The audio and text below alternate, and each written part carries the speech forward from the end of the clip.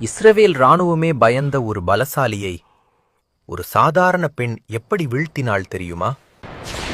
இஸ்ரவேலர்களுக்கு எதிராக 900 இரும்பு ரதங்களோடு வந்த சீசரா என்ற படைத்தளபதி தோற்றுப்போய் உயிர் பிழைக்க ஓடிக்கொண்டிருக்கிறான். அவன் வழியில் யாக்கேல் என்ற பெண்ணின் கூடாரத்தை காண்கிறான்.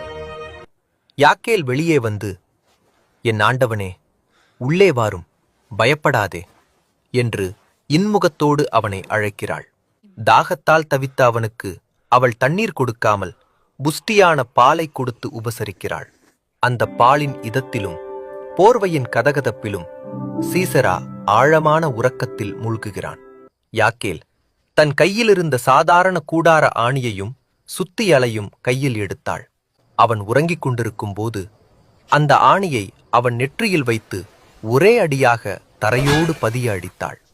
இஸ்ரவேலையே அச்சுறுத்திய ஒரு மாபெரும் தளபதி ஒரு பெண்ணின் கைகளால் வீழ்த்தப்பட்டான். வல்லமை நம்மிடமில்லை, நம்மை நடத்தும் தேவனிடமே உள்ளது.